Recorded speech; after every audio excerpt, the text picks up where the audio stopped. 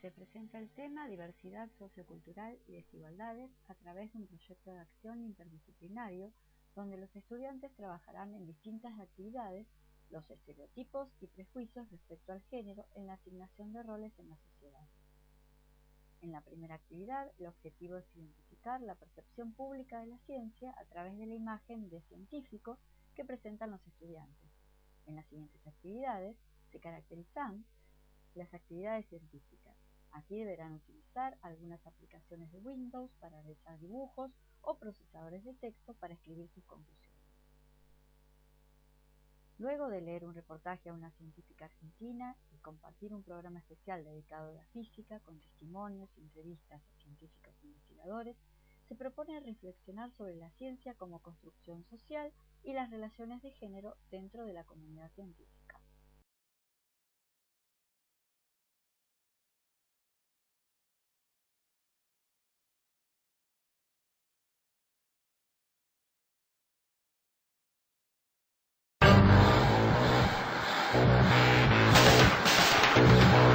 En el Centro Atómico Bariloche hay distintos grupos de investigación. Por ejemplo, el Laboratorio de Resonancias Magnéticas, donde se han desarrollado técnicas que pueden cambiar la vida de las personas con desprendimiento de retina.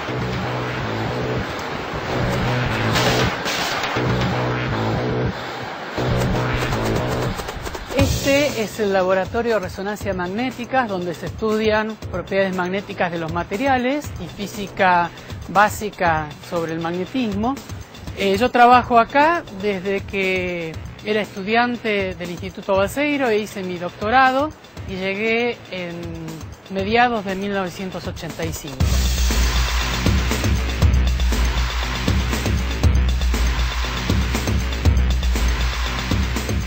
Acá lo que hay son nanopartículas magnéticas. ¿Qué es nanopartículas magnéticas? Es una definición, si uno quiere.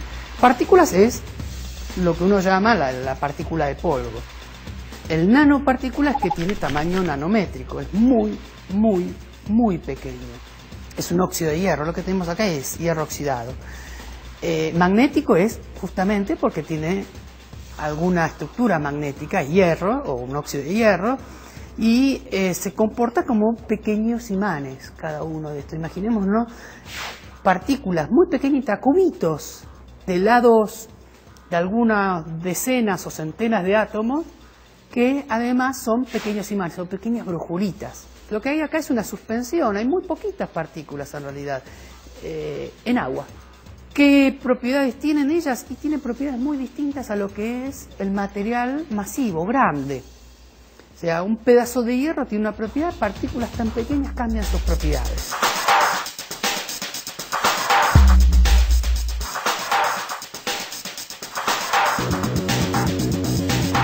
Lo que podemos ver es, por ejemplo, que esas partículas que son imanes pueden ser atraídas por otro imán, como uno ya sabe, como están siendo atraídas.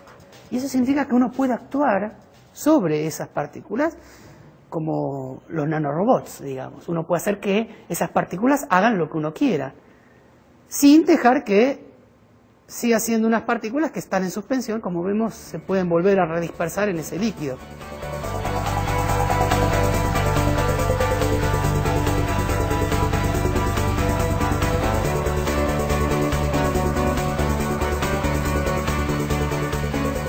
Dentro de lo que es física básica, nos interesa entender cómo funciona o cómo uno puede sintonizar, mejor dicho, las propiedades magnéticas de estas partículas en función de su composición, su tamaño, con cómo están metidas dentro de alguna matriz, y con eso uno puede prácticamente sintonizar, decir qué propiedades quiero que tenga. Estamos haciendo desarrollos junto con médicos, o a veces tendría que decirlo al revés, los médicos junto a nosotros están haciendo desarrollos en oftalmología y hemos podido desarrollar con bastante éxito un tratamiento en desprendimiento de retinas que, al menos en los animales, han tenido muy buen resultado, y bueno, esto tiene que seguir hacia adelante y vamos a ir viendo cómo funciona.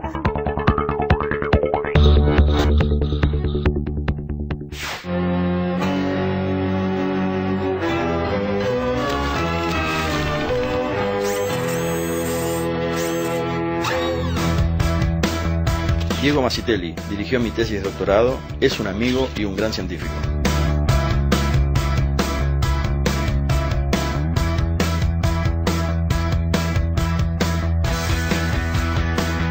Bueno, Adriana, primero felicitaciones por el CONEX, muy merecido. Y bueno, ¿querés contarme qué relación tiene ese premio con tu trabajo? La idea es que nosotros en los últimos años, el grupo de acá de Bariloche, el de caracterización de materiales, estuvo dedicándose a estudiar estos materiales que son para celdas de combustible. Estuvimos tratando de buscar nanoestructurar el material, ¿sí? O sea, esto de hablar de nanotecnología, si querés. Que está muy bien. Sí. Primero, nombraste celdas de combustible. Sí. ¿Qué es una celda y Bien. por qué de combustible? Bueno, una celda de combustible son los dispositivos electroquímicos más eficientes que existen para la conversión de energía química en energía eléctrica. Eficiente quiere decir que lo que vos invertís de energía química lo transferís casi completamente a energía Exactamente, eléctrica. sí. O sea, una celda es algo que recepciona ese combustible que vos le inyectás desde afuera. Por ahí la mayoría de la gente alguna vez escuchó hablar de la electrólisis, ¿sí? Que es el mecanismo al revés. Vos ponés una corriente eléctrica y separás la molécula de agua en hidrógeno y oxígeno. Bueno, nosotros acá hacemos al revés. Le puedes poner hidrógeno y oxígeno, formar la molécula de agua y en ese proceso obtener energía eléctrica. Bien, y estas energías, para tener una idea, ¿qué podemos hacer con lo que obtenemos de una celda o de muchas celdas? Bien, cada celda, sí. El límite, el voltaje que se puede obtener va a depender del combustible que estés usando, justamente, ¿sí? Bien. Y específicamente, las celdas con las que trabajan nosotros ustedes. Con las que trabajamos se llaman de óxido sólido, ¿sí? Porque son todas de un material sólido, ¿sí? Bien. Que son óxidos y que la gran diferencia con las otras celdas es que es el oxígeno el que viaja de un lado a otro. Una celda se compone, en todos los casos, el corazón son 3 elementos. Ajá. El cátodo, el ánodo, que son los electrodos, y el electrolito, que es lo que está en el medio.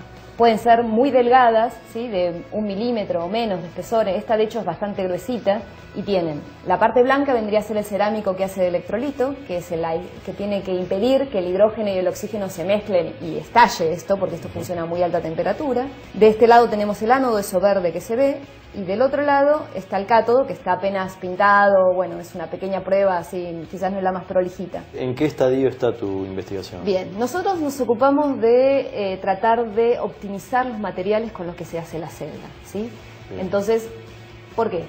Los desafíos para que estas cosas lleguen a un nivel comercial más amplio, yo creo que son esencialmente dos. Una cuestión de costos y una cuestión de prueba de durabilidad, o sea, de que la gente confíe que el sistema funciona. Obviamente las pruebas de durabilidad necesitan tiempo, o sea, necesitamos entender los mecanismos de envejecimiento. Entonces nosotros estamos un poco en la investigación, por ahora más o menos básica, con ideas de hacerla más aplicada, de poder optimizar tanto los materiales que usamos, ¿sí? Como la interconexión entre ellos, y el plan a futuro es tratar de entender los mecanismos estos de envejecimiento y de la optimización de estos materiales. Muchísimas gracias, Adriana. De nada.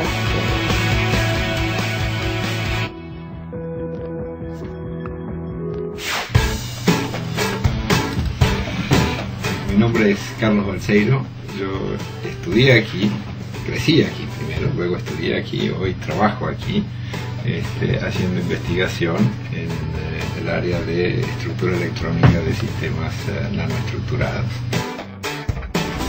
Bueno, mi nombre es Inés Amengo y yo trabajo en neurociencia computacional. Somos un grupito que somos físicos, biólogos, médicos, y la idea es combinar un poco ideas de física e ideas de biología para entender cómo el cerebro procesa información.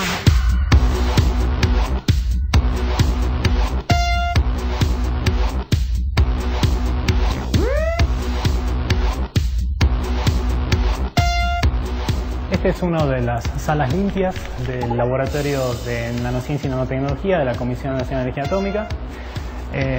Esta en particular es la sala de nanofabricación y microscopía.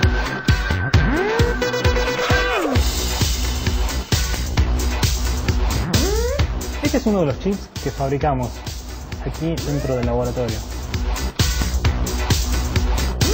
Están hechos de silicio vidrio y tienen unos pequeños canales, unos capilares tallados dentro del chip, de manera que cuando yo ponga una gota de líquido La gota se va a mover dentro del chip y yo lo voy a poder ver con un microscopio. Vamos a verlo acá.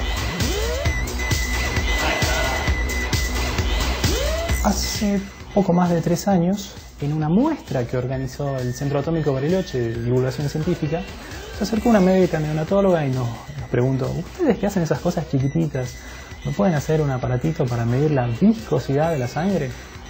Ella, como médica neonatóloga, trabaja con recién nacidos y había encontrado que era recurrente una patología que se daba en recién nacidos, la policitemia neonatal, que se podía diagnosticar, que esta patología presentaba un aumento en la viscosidad de la sangre. La viscosidad es una medida de qué tan espesa, cuántos problemas tiene para fluir la sangre. Por eso es que una alta viscosidad trae aparejada problemas circulatorios en los recién nacidos y en el público en general. Un año y medio después, conseguimos esto. Estos son chips, como si fuesen chips de electrónica, son chips micromaquinados. Estos chips se ponen en un portachip y dentro de un sensor electrónico. Cuando acerco una gota de líquido, puede ser una gota de sangre, la gota entra al chip, el sensor electrónico registra el movimiento de la gota y en la computadora me aparece el valor de la viscosidad. Si bien los chips es la tecnología clave de este desarrollo, el sensor electrónico tiene un diseño propio. Si bien uno usa componentes o equipos, por ejemplo acá tenemos una cámara, claro, la cámara no la hicimos nosotros, pero sí cómo se integra la cámara con el resto de la electrónica o con la computadora, eso sí es un diseño nuestro.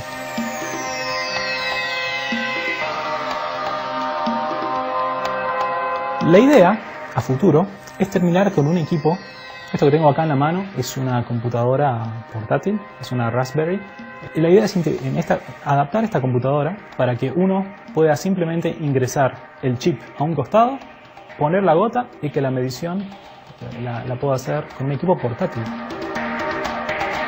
Existen microviscosímetros, algunos que se pueden utilizar con sangre, pero son muy caros. Usando esta tecnología de microfabricación y el concepto de tener un dispositivo electrónico y unos chips, uno puede tener equipos mucho más baratos. Yo tengo la idea que uno podría ir al consultorio médico y el mismo médico tiene un aparatito que te hagan un pinchazo en el dedo y te haga una serie de análisis instantáneamente, mientras te sigue haciendo preguntas, se está haciendo el análisis, y antes de terminar la consulta ya tiene los valores y te puede hacer un diagnóstico más preciso y recetarte lo que tengas que hacer.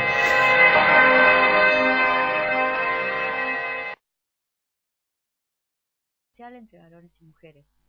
Para ello deberán diseñar y estructurar un instrumento, como una encuesta, familiares, vecinos, profesores, etc., para llevar a cabo esta actividad. Al recoger los datos, los alumnos realizarán la exposición de los resultados obtenidos a través de representaciones gráficas, para lo cual deberán utilizar planillas de cálculo. Finalmente, se retrabajarán todos estos temas desde otras asignaturas para exponer el proyecto completo.